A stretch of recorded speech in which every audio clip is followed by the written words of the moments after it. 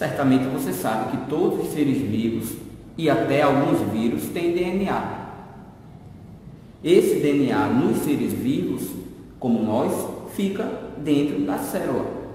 Nós, humanos, estima-se que tenhamos por volta de 37 trilhões de células. Se em uma dessas células nós esticássemos o DNA, ele chega a 2 metros de comprimento, o que nos leva a 74 trilhões de metros de DNA, suficiente para irmos e voltarmos dezenas de vezes até o Sol. A propósito, sem mudar de assunto, quantos gigas tem seu celular? Um bocado, né?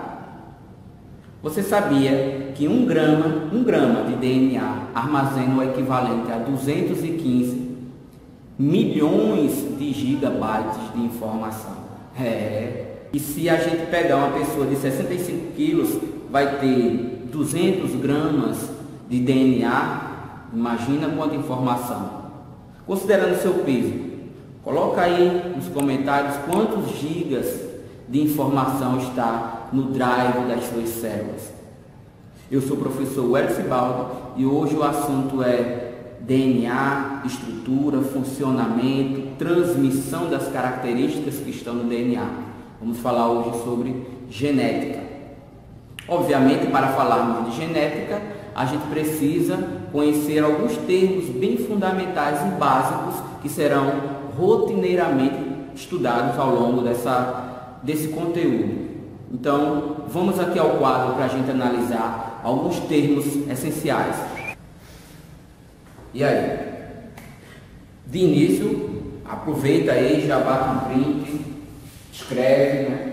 Eu acho mais interessante você escrever, porque você consegue assimilar melhor as informações, né? Você está trabalhando com uma parte mecânica e uma parte visual e auditiva ao mesmo tempo. O cérebro assimila melhor essas 3 coisas aí. Bom, como já foi dito, a genética é a ciência que estuda os fenômenos da hereditariedade, como ocorrem as transmissões dos genes de geração a geração, de pais para filhos. E dentro dessa ciência, a gente tem os estudos da genética clássica, né, a genética molecular, que fala mais do DNA, e a genética mendeliana, que trabalha mais com os cruzamentos. Aqui nós vamos trabalhar mais com os cruzamentos, com as leis de Mendel. Quem é Mendel? Gregor Johann Mendel é nada mais, nada menos que a pessoa considerada o pai da genética. Mendel nasceu em 1822, morreu em 1884, e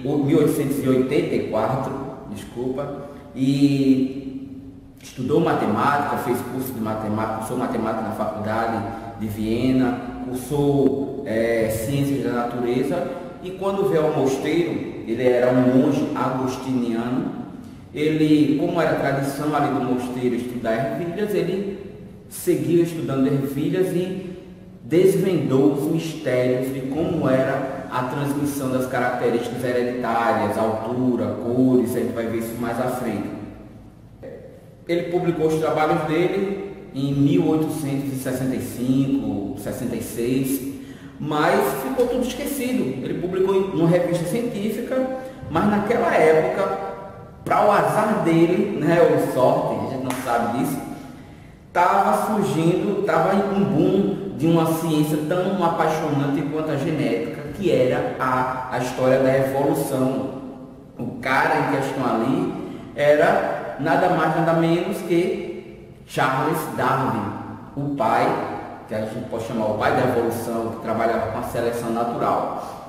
Então, muita coisa dele ficou esquecida, só veio aparecer depois. Então, depois da morte dele, trabalhando aleatoriamente, 3 cientistas, um holandês, Hugo de Vries, bem conhecido nosso, da ciência da biologia.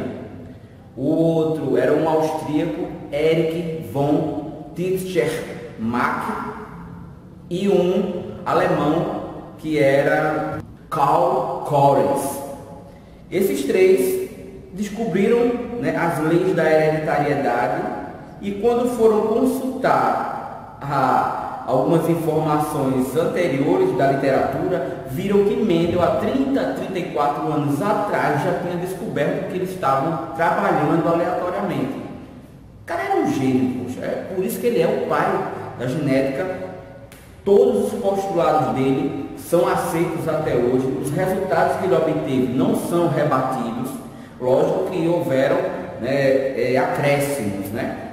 A genética, ela é uma ciência que você consegue determinar doenças, diagnosticar mais rápido e mais fácil, tratar doenças, saber se elas têm uma origem apenas na questão dos genes, ou se tem outra questão influenciando aí uma alimentação, um exercício, o uso de substâncias que podem alterar esses genes.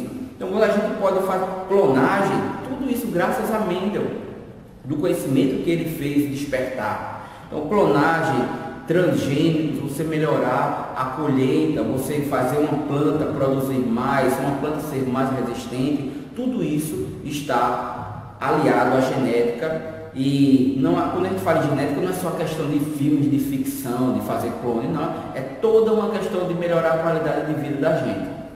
Mas a gente vai tratar disso ao longo dessas aulas.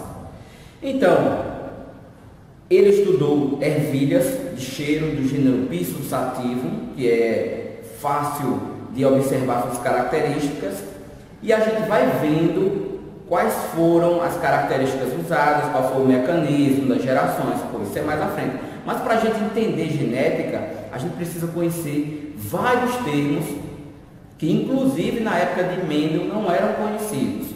Então vamos começar sobre autofecundação.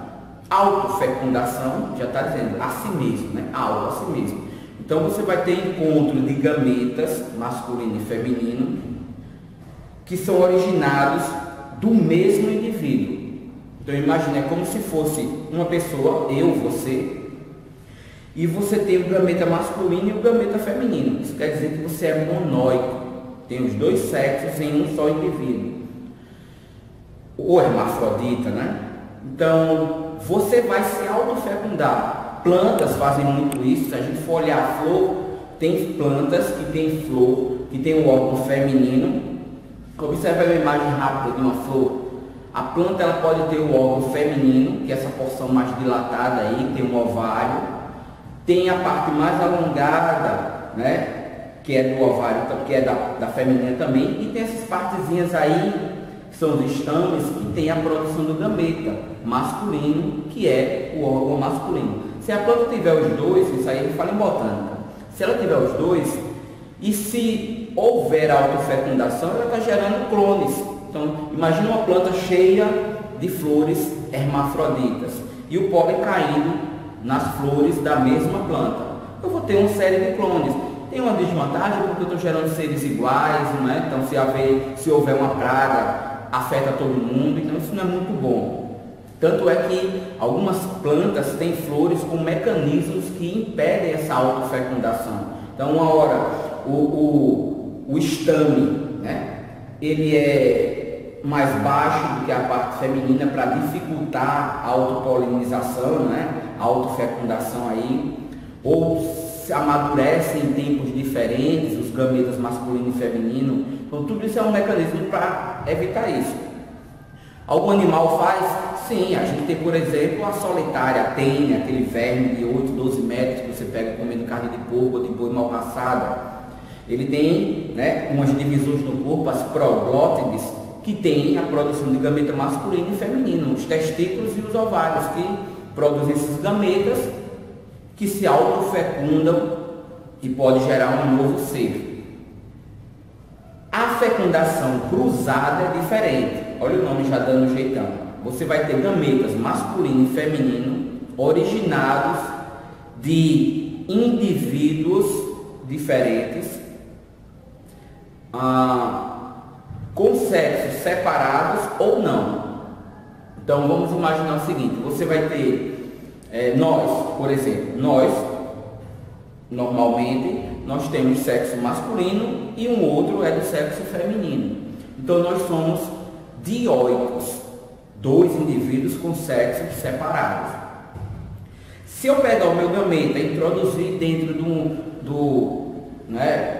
da vagina, fecundar uma fêmea, uma mulher, e faz tá, aquela viagem toda lá que a gente já viu, quem não assistiu as aulas de reprodução não, de sistema reprodutor, dá uma olhada lá. Se vai lá o espermatozoide, se eles se misturaram, fecundação cruzada. Essa é a nossa forma viável básica, né, de reprodução.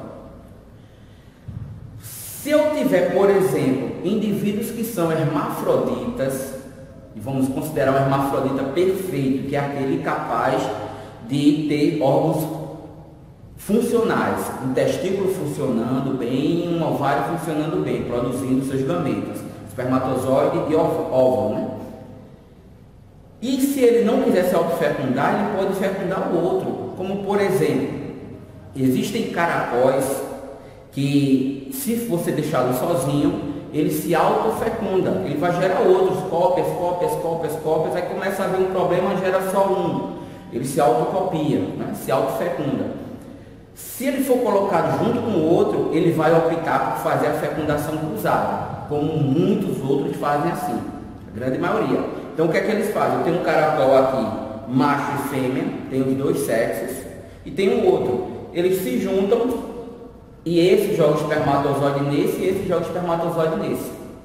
O que é que houve aí? Fecundação cruzada. Uma mistura de gametas entre indivíduos, aí no caso, do mesmo sexo. As minhocas, por exemplo, você sabia que as minhocas, elas são hermafroditas e que elas fazem essa fecundação cruzada? Quando elas juntam os clitélios, né, que é a parte ali onde ficam esses órgãos, uma lança espermatozoide na outra, as duas vão ter filhotinhos. Isso é bom porque aumenta a variabilidade genética, a diversidade é maior. Você está misturando informação de dois seres diferentes. Um é mais alto, um é mais baixo, um é mais resistente a uma doença X, o outro a doença Y. Então isso, por exemplo, para a gente é importante. Veja que não tem ninguém igual a ninguém no planeta. Ninguém igual a ninguém. Nem o próprio gêmeo, ao longo do tempo, a gente vai observar que aparecem algumas diferenças sutis que não estavam lá no momento do nascimento. Outro termo, né? Cromossomo. Então, cromossomo é uma sequência linear de genes. Eu vou falar rápido e depois a gente vai explicando. O cromossomo é uma sequência linear de genes. Um gene é um pedaço do DNA. O DNA é a parte molecular da nossa estrutura que guarda a nossa informação genética, que é passada de geração em geração. Então você tem o DNA nas suas células, todas as suas células, e esse DNA, quando ele é transcrito para uma outra linguagem, que é o RNA, ele vai ter a capacidade de ser lido e produzir, e dar a capacidade de você produzir uma proteína, elastina, né? Colágeno que a gente tem na pele, melanina que dá cor ao pelo, ao cabelo, à pele, e consequentemente o DNA controla o metabolismo da gente, ele regula todas as atividades metabólicas. Então, onde é que fica esse DNA? Ele está dentro do núcleo, em células eucariontes. Se for uma célula procarionte, sem núcleo, ele está espalhado ali no citoplasma. Nas células eucariontes, que além de núcleo tem organelas, tem duas organelas que podem ter DNA próprio, que é a mitocôndria e o cloroplasto, né? Um tipo de plasto presente em algas e plantas. Esse DNA, se eu for pegar um trecho dele, então peguei um pedacinho do DNA, então como a gente viu lá no início, você tem 2 metros de DNA em uma célula. A gente tem 37 trilhões de células, né? Tá lá onde eu vou pegar uma, daqui do braço. Aí desenrolei, observa aí o DNA, vou desenrolar ele todinho aí. Você vai ver que ele é uma sequência, né? Em hélice, uma estrutura em hélice, que foi descoberta essa estrutura em 1953 por Watson e Crick, 2 cientistas que ganharam o prêmio Nobel. Isso a gente tem ali nucleotídeos, né, bases nitrogenadas, adenina, timina, guanina e citosina, e elas se juntam, e ali é que está a informação genética. Se eu pegar um trecho, um pedacinho dali, vou tirar um pedacinho daqui, ou esse pedacinho é para dar a cor do olho, vou tirar outro, tamanho do olho, vou tirar outro. Onde vai ficar esse olho? No meio da testa, aqui, nessa região, qual é a distância dos olhos, qual é o tamanho do nariz, o formato, tudo isso é cada gene que vai dizer. Eles guardam essa informação. Então, está no DNA, muda para RNA, depois vira uma proteína, e essa proteína, junto com outros aí, em um mecanismo bem complexo, vai fazer com que a gente tenha toda essa estrutura, todo esse funcionamento, e é isso que se estuda na beleza da genética. Se a gente for compactando esse DNA, que é uma estrutura que vai se enrolando em proteínas, uma das proteínas especiais aí, a histona, ele vai se condensando, se condensando, se condensando e vai formando o cromossomo. Como vocês observam aí na imagem, esse cromossomo. Nós somos seres diploides, não é? Isso aqui não é para essa aula, esses termos aqui, é só para a gente falar rapidão. Diploide quer dizer que a gente tem 2N. O que seria esse 2N? Que você herdou um cromossomo do seu pai e um cromossomo da sua mãe. As células do corpo, do pé, da mão, do cabelo, da unha, são chamadas células somáticas. E essas células têm um cromossomo em par. Você vai ter um que veio do pai e um que veio da mãe. O que é que tem no cromossomo? Um monte de gene. Do que é feito o gene? De DNA. Beleza? Então você herdou metade da informação genética, o DNA ou o gene que estava no cromossomo e veio dentro do espermatozoide ou veio lá dentro do óvulo. Então veio um cromossomo do pai e um cromossomo da mãe. Pô, formou um par. Veio outro, um par, outro. Você tem 23 pares, o que dá 46. Então a gente tem 46 cromossomos. 23 vieram do pai e 23 vieram da mãe.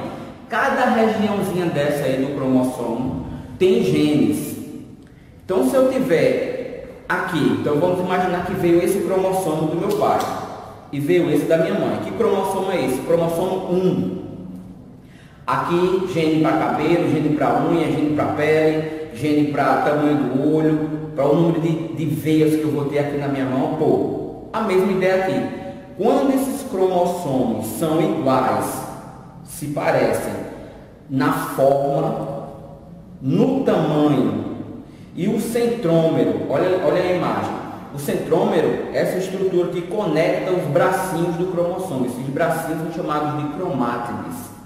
Então, quando eu tenho cromossomos iguais na forma, no tamanho e o centrômero está na mesma posição, eu digo que eles são iguais, homólogos. Se eles são homólogos, isso quer dizer que eles podem ter genes que estão na mesma posição. Genes que estão na mesma posição em cromossomos homólogos vão desempenhar a mesma característica e são chamados de genes alelos. Então, observa aí na imagem, você vai ter, como tem aí, né? Um alelo A, vou chamar de A. Aqui eu tenho outro A aqui. Qual é a característica? Cor de cabelo. O alelo B, cor de pele. O alelo C, em posições iguais, ele vai determinar a sua altura, influenciar a sua altura. Então esses três genes em cromossomos homólogos estão ocupando o mesmo local, ou seja, eles estão no mesmo locus gênico. Locus gênico, portanto, é o local onde está um gene em cromossomos homólogos. Beleza? Então eu tenho locais, genes nesses locais. Esses genes são pedaços do DNA e esses genes aí são parte do cromossomo, que é tudo DNA lá enrolado em algumas proteínas especiais, para se manter enrolado e não se desenrolar. Tipo, por exemplo, imagina você colocar um fone de ouvido no bolso. No instante não enrola, não dá 2 minutos, o bicho se enrola sozinho. Né? Sem parar de atorinho. Imagina o DNA se manter assim. Tem proteínas especiais para isso, que a gente não fala aqui desse assunto. É uma mágica isso, parece uma mágica. E o objetivo é desvendar tudo isso. Esses cromossomos homólogos, com seus genes alelos, vem em locus gênico, né? Se ele for falar de vários locus, o plural é loci, né? Loci, gênico, só loci. que tem nada a ver lá com aquele cara. Como é que eu vou estudar esses genes? Então a biologia, a genética, ela criou um artifício para você chamar genes, né? Um gene que vai dar, por exemplo, síndrome de Down, um gene localizado no cromossomo tal que faz a síndrome de Down, um gene que vai causar a síndrome de Klinefelter, que são síndromes, né? Que a gente vai falar aqui. Mas, por exemplo, um gene que vai causar o mal de Parkinson, né? O Alzheimer. Esses genes aí a gente usa um símbolo. Então a gente vai chamar de genótipo, uma forma gráfica de representar esses genes, para a gente trabalhar com os cálculos, saber aí as probabilidades da chance de alguma coisa acontecer ou não, em uma família, no indivíduo. Então, toda vez que a gente falar de genótipo, não é genotipo, viu? Genótipo, olha a sílaba tônica aí, nó. O genótipo é uma representação simbólica dos nossos genes. A gente vai usar para esse genótipo uma letra maiúscula, que a gente chama de letra de dominante, e uma letra pequena, que representa uma condição recessiva. Então vamos entender. Toda vez que tiver uma letra grande, ela é dominante, e uma letra pequena, ela é recessiva. A letra dominante indica que esse gene, quando ele aparece, a característica que ele está mandando vai se manifestar. Bom, mesmo que ele venha só uma vez. Se ele vier duas vezes, ótimo. Se ele vier só uma vez, ele ganha. Já a letrinha pequena, a letra recessiva, né? Para um caráter recessivo, isso indica que a característica que ele traz só vai se manifestar se ela estiver junta com outra igual. Ou seja, o recessivo só se manifesta em dose dupla. Então vamos entender. Eu herdei um gene aqui do meu pai. Vamos convencionar. Esse veio do meu pai, esse veio da minha mãe. Isso é um cromossomo, lembra? Cheio de genes. E eu estou pegando uma célula. Uma célula minha tem quantos cromossomos? 46. Menos lá, né, no espermatozoide, quando ele estiver maduro, que só tem a metade. Eu tenho um cromossomo 1, um cromossomo 2, um cromossomo 3, um cromossomo 4, tudo alinhado ao 1 da minha mãe, ao 2 da minha mãe, ao 3 da minha mãe, ao 4 da minha mãe, por aí vai. Entendeu? Esse cromossomo aqui tem vários locais, vários genes. Então vamos pegar um gene aqui, onde está aqui essa pulseira aqui. Digamos que eles são para a mesma característica, cor do cabelo. Cor do cabelo. Só que esse gene, ele é dominante. Veio do meu pai. Esse gene aqui é dominante. Cabelo preto. Ele vai determinar cabelo preto. Os dois estão determinando cabelo, mesma característica. Só que eu posso ter cabelos de cores diferentes. Então, é uma expressividade diferente. Cabelo preto e é dominante, eu digo que o gene aqui vai ser chamado de pesão, cabelo preto, né? Pesão. O gene daqui, que veio da minha mãe, imaginemos que minha mãe tinha cabelo loiro. E ela só tinha genes recessivos, ou seja, dentro dela veio um do pai e um da mãe dela, que era recessivo, que a gente vai chamar de pezinho. Você vai dizer, por que não chama de L, não é de loiro? Não, porque a gente usa uma letra só. Tanto para o preto quanto para o loiro, a gente vai usar uma letra só. Só que, como é que eu vou diferenciar? O pezão é para preto, o pezinho é para loiro. Então, minha mãe tinha pezinho. Ela só manda pezinho para mim. Mandou um pezinho, meu pai tinha preto. Não sei se ele tem pesão ou pezinho, mas ele mandou um pesão. Quando juntou aqui, quem é que aparece? O pesão domina o recessivo. Então ele se expressa mesmo que ele apareça uma vez só desse cromossomo. Então a minha característica para cabelo é preto. Isso eu chamo de fenótipo. O que é o fenótipo? É uma característica visível ou não, que veio dentro dos nossos genes e que pode, não sempre, mas pode receber a influência do meio ambiente e por isso ser alterado. Então vamos diferenciar genótipo de fenótipo. Se eu estiver olhando lá, Meu pai tem olho azul, então vamos usar a letra azul e castanho. Quem você acha que domina? Castanho, né? É o dominante. Geralmente a gente usa a letra da característica dominada, que é a recessiva. Então, olho azul, A, e olho castanho, C. A gente vai usar o A. Tanto o A para olho castanho, quanto o A para olho azul. Não mistura as coisas, não endoida não. Vamos lá. Se meu pai tem olho azul e é recessivo, veja que a gente já viu. Azinho, quer dizer olho recessivo, olho azul. Azão quer dizer olho castanho. Quem é que vai ter olho azul? Lembra que o recessivo só se manifesta se ele estiver junto de outro igual. Então, azinho, azul. Para ser castanho, tem que ter um azão. Bom, veio um azão, o outro aqui é azinho.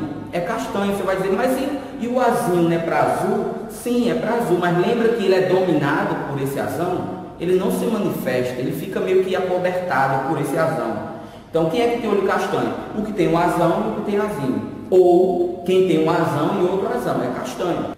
Quando eu tiver duas letras iguais, eu digo que é homozigoto. Genótipo com letras iguais, homozigoto. Se o genótipo tiver duas letras diferentes, uma maiúscula e uma pequena, não é maiúsculo, não é diferente de usar um A e usar um J, não.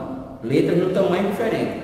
Um dominante e um recessivo, né? Eu digo que é hétero. Hétero quer dizer diferente, homo quer dizer igual. Então, azão, homozigoto, igual, dominante. Os dois são dominantes, são grandões. Se eu tiver azinho, não é mais homo. Lembra que é diferente agora? Um grande e um pequeno?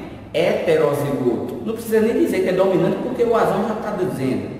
Se eu tiver azinho, não é igual? Homozigoto. Só que não é dominante, é recessivo. Beleza? Então, é bom a gente não misturar com genoma. Todos os genes que você tem no seu corpo, se eu pegar o gene daqui e daqui, vou contando de todas as células do corpo, todos esses genes vai formar o que a gente chama de genoma, o conjunto de genes de um indivíduo. Foi feito um estudo em 1990 para se fazer um mapeamento da sequência dos genes de um ser humano.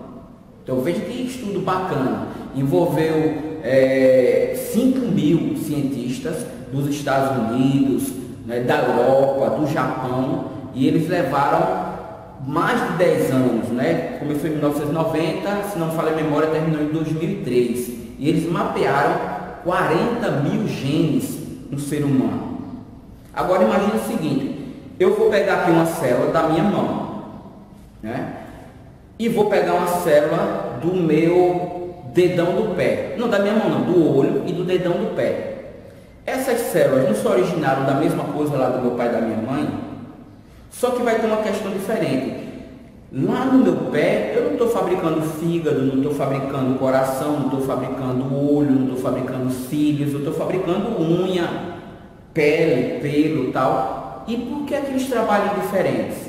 Se o DNA veio da mesma origem? Porque foi definido lá no momento da formação das nossas células e tecidos que algumas células vão ter os genes que vão trabalhar para fazer aquilo, porque eles vão se tornar ativos para aquela função. Em outras células, mesmo tendo os mesmos genes, a mesma cópia, eles vão trabalhar para outra ideia. Genes se expressam em algumas células e em outras células eles não se expressam. Se eu for olhar assim, então, professor, as minhas células daqui têm o mesmo DNA da célula daqui? Teoricamente sim. Por que teoricamente? Aqui, por exemplo, não sei se você consegue ver. Aqui tem uma manchinha branca. Tá vendo aqui? Não sei se dá para ver.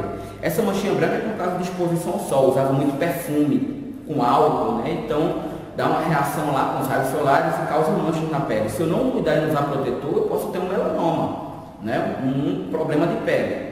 O que é que eu tenho que fazer aqui? Proteger. O DNA daqui, que é o que forma o meu cromossomo, esse DNA está alterado em relação a esse que não tem a mancha. Então ele tem uma leve diferença. O DNA agora não é o mesmo. Agora, as células têm o mesmo material genético? Sim e não é? Porque elas podem sofrer leves alterações ao longo da vida aí. Todo dia acontece alteração, todo dia é corrigida a alteração, são mutações. Eu sou um mutante, você é um mutante. Mas essas mutações são a grande diferença, o que nos levou a evoluir ou retardou certas características. Então vamos lá: genoma, conjunto de genes; genótipo, como eu represento esses genes; fenótipo, característica visível ou não; sangue, tipo de sangue, eu sou A positivo, você não está vendo, mas é uma característica que veio a partir do meu genótipo. Já que o meio ambiente influencia, eu posso, por exemplo, receber uma alteração na cor da pele por causa do sol, no cabelo. Se você começa a receber muito sol, a pele vai ficar escura. Vai mudar o seu patrimônio genético? Você vai ter um filho mais escuro, com a pele mais escura que a sua? Se eu estou tomando muito sol, meu cabelo vai ficando castanho. E fica realmente, o meu, né, por exemplo. O que é que eu estou mudando? Genótipo ou fenótipo? Estou mudando meu patrimônio genético? Ou estou mudando a expressividade disso que está recebendo a ação do meio ambiente? Então, algumas coisas podem mudar com o meio ambiente: cor de pele, cor de cabelo. Se você receber radiação, né? Você recebe uma radiação no seu corpo, alterou sua pele e você teve câncer de pele, e você vai fazer um filho, você vai ter um filho com câncer de pele? Comenta aí. Não vou nem responder essa. Veja onde é que foi a alteração: nas células somáticas ou nas células sexuais. Por isso que eu falo que são células que têm um DNA levemente alterado aí. A linhagem, né, que é outro ponto aí, é quando a gente tem indivíduos que têm semelhanças no genótipo ou no fenótipo. Então, digamos, na sua família, todo mundo tem um genótipo azão. Então, mesma linhagem. Todo mundo tem um cabelo loiro, linhagem para cabelo loiro, ok? Isso serve para até a gente diferenciar alguns grupos aí. Obviamente que cor de pele não dá a condição da gente dizer que existem raças na espécie humana. Só existe um grupo, o Homo sapiens. A diferença é tão sutil que eu sou igual a você, mais de 99%. Você mulher, você homem, você é igual a mim, mais de 99%.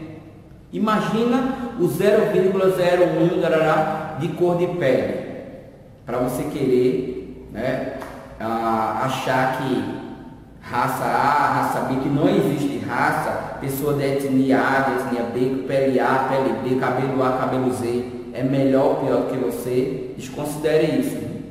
E você vai aprender ao longo da vida, eu espero que sim. Bom, gente, o assunto é genética. A gente está na introdução, a gente vai começar a falar dos cálculos, das probabilidades, de como representar isso, da primeira lei, da segunda lei, grupos sanguíneos. Então fica ligado nas próximas aulas, compartilha, dá um like, porque aí a gente se empolga para fazer sempre mais e melhores vídeos. É isso, um abraço, tamo junto, viva a genética!